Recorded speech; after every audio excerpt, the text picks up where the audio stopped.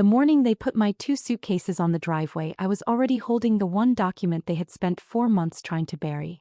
I hadn't found it by accident.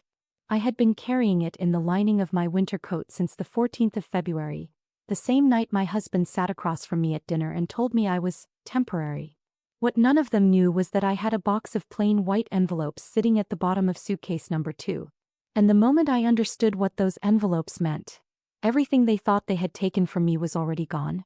If you have ever watched someone rearrange the walls of your own house while you were still standing in it, stay with me.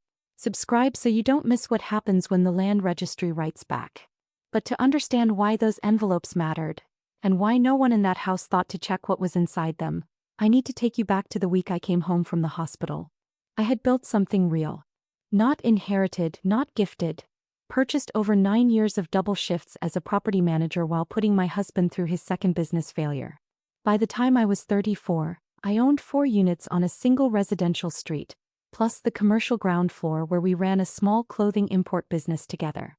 My name was on every deed. That had always been the agreement. His family had never liked me. His mother made that clear at the engagement dinner when she referred to me, in front of 14 people, as the tenant. He laughed. I filed that away. What I hadn't understood yet was that his entire family operated like a committee, and the committee had voted on something long before he ever proposed. What I stood to lose was specific: the title to all 4 residential units and the commercial lease. Together, at that point, they were worth just over $1.1 million. That was every shift I had ever worked. Every year I had chosen the property over everything else. My dad's youngest sister had helped me with the original property filings 9 years earlier. She was a retired conveyancer, 71 years old, and she had a memory like a courthouse. I had not spoken to her about any of this. Not yet. What I did not think much of at the time: every confirmation the land registry ever sent me, any update, any filing, any status change on any of my properties, arrived in a plain white envelope with a small red stamp in the lower left corner. I had received 23 of those envelopes over 9 years. I knew exactly what they looked like. My husband had been home for every single delivery. He had never once asked what was inside them. What I could not explain at the time was why 3 of those envelopes had arrived in the same week, 6 weeks before he sat across from me at dinner and told me our marriage was a logistical arrangement. I came home from a 3-day hospital stay, a kidney infection, nothing dramatic, to find that my husband's mother had moved into the spare bedroom. No conversation. No warning. When I said something, he looked at me the way you look at someone who doesn't understand the room. He said, "She's family. You keep saying you want to be family." I went to bed that night and stared at the ceiling for an hour and a half, trying to decide if I was being unreasonable. I was not being unreasonable. 11 days later, I discovered that the business account, the one attached to the commercial unit, had a second signatory added: his brother. I had not authorized this. When I called the bank, they told me a power of attorney had been filed on my behalf. I had been in a hospital bed for 72 hours. I asked to see the document. They said it had been submitted by my husband. I asked them to hold any transaction over $500 pending my personal review. They agreed. He found out within 4 hours. He told me I was being paranoid and hostile to his family's involvement. Then he said something that landed differently than he intended. The properties were always going to need proper management. That's not personal. He said it the way someone reads from a document they have already signed. I went quiet. That evening, for the first time in 14 months, I checked the land registry portal. There was a pending amendment on all 4 titles, submitted 3 weeks earlier while I was traveling for work, filed under a power of attorney I had never signed. That same week, I noticed the kitchen drawer where I kept blank envelopes was almost empty. A full box of 50 had been sitting there the month before. Now there were 7. I found a lawyer, showed him the portal entry and asked what could be done. He told me the amendment was still pending, not yet fully recorded. There was a 28-day challenge window. I had 11 days left. I filed a formal objection that afternoon. 4 days later, I checked the portal again. The amendment showed as recorded.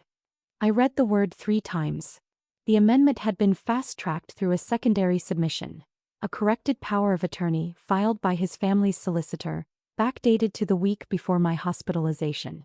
My name, my signature, neither was mine. The titles on all 4 units and the commercial lease had been transferred into a joint family trust. His name. His mother's name. His brother's name. Not mine. He told me the morning I found out. He was calm. He said, "You were always the manager here. Owners think differently." I sat in my car for 22 minutes. I didn't cry until minute 19. Then I stopped. Because I remembered something my aunt had said 9 years ago, the day she filed the original deeds. She had said, "The registry doesn't care who submits. It only cares what's already recorded." 4 days later they changed the locks. His mother handed me 2 suitcases already packed. His brother was there. All 3 of them stood in the doorway of the house I had bought with 9 years of double shifts. His brother said, "We'll forward anything important." The commercial unit had already been rekeyed. I put the suitcases in my car, drove to my aunt's house and said, "Tell me exactly what the registry keeps that a solicitor can't touch." She pulled up the original filing from 9 years ago. The deed of trust, registered before the marriage in my sole name, had never been superseded. The amendment his family's solicitor filed had been rejected by the land registry on day 3 of processing. Rejected because the power of attorney contained a date conflict. It was backdated to a period when I was provably outside the country, stamped in my passport. The registry had sent a rejection notice. In a plain white envelope. With a small red stamp in the lower left corner. To my address. Which his family had been intercepting for 4 months by redirecting my mail through a verbal instruction at the local sorting office, using my husband's name, which was also on the account. The amendment was never recorded. The portal entry I had seen, the one that made me believe it was over, was a fabricated screenshot. My name had never left the title. Sole owner. All 4 units. The commercial lease. Every one. The box of plain white envelopes in the kitchen drawer, the ones that had gone from 50 down to 7, had been used to reseal the intercepted registry letters before slipping them back into the pile. What they had not realized. The registry's red stamp does not transfer when you steam an envelope open. Every resealed letter had a ghost outline where the ink had lifted. I had walked past those envelopes every morning for weeks and not known what I was looking at. I drove to the land registry office in person with my aunt and my original filing documentation. I filed a restriction notice on all 4 titles. Nothing could be amended without my written presence at the counter. It was recorded the same day. His family's solicitor received formal notification within the hour. They now knew I knew. What they did not know was what I had kept. His solicitor called within 3 hours. Very measured. He said they were prepared to offer a negotiated settlement.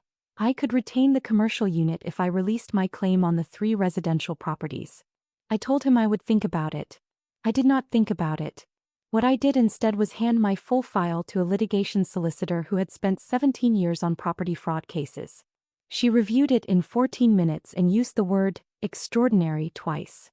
6 days later, his family's solicitor sent a formal letter stating that their original filing had been properly registered, and that my restriction notice had been submitted in error.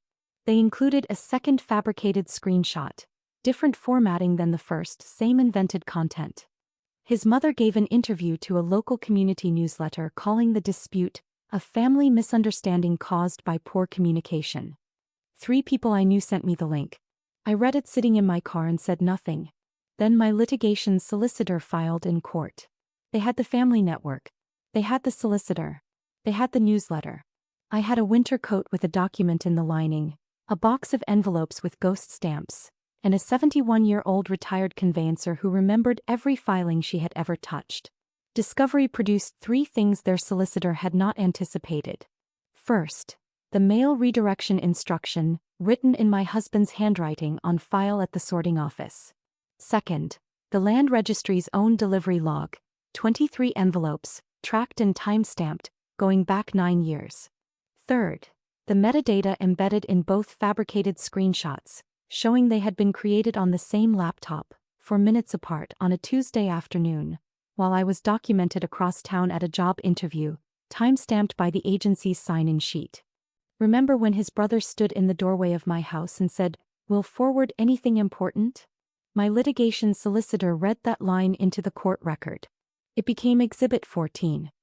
He had believed the screenshots would exhaust me financially before any of this reached a judge. What he had not calculated, I had kept every piece of paper for 9 years.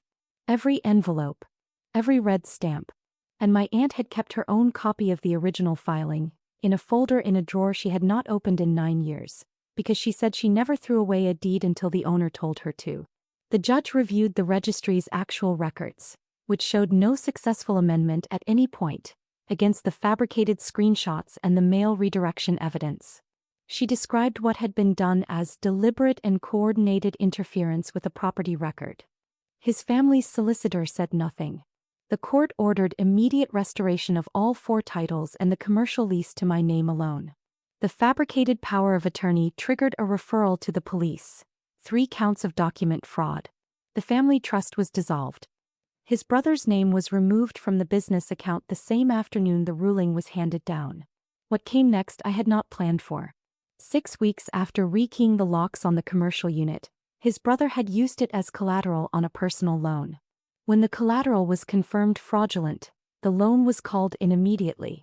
The amount was $87,000. My husband had co-signed it. The court ruling is a public record.